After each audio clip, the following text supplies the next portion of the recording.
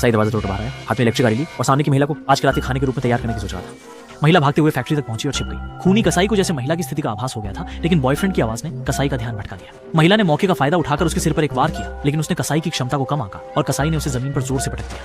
जब कसाई ने इलेक्ट्रिक गाड़ी चालू करने की तैयारी की तो प्रेमी ने दौड़कर उसे गिरा दिया। वो महिला को बचाने के लिए आगे बढ़ ही रहा था कि कसाई ने पीछे से सीधे उस आदमी को मार डाला।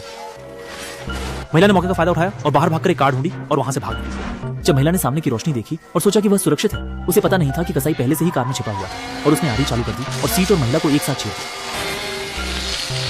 वाहन बेकाबू होकर सामने के कुछ लोगों को टक्कर मार देता है। इस समय केवल कसाई ही जीवित रहता है।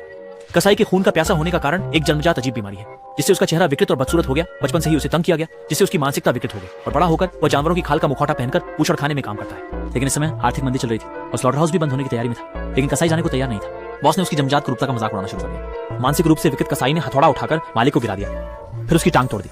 बॉस पुलिस को बुलाने की सोच ही रहा था कि कसाई ने आकर एक हथौड़े से बॉस को मार डाला, लेकिन इस समय उसका हाथ भी लगातार कांप रहा था, इसलिए उसने एक और उपयुक्त हथियार बदलने की तैयारी की।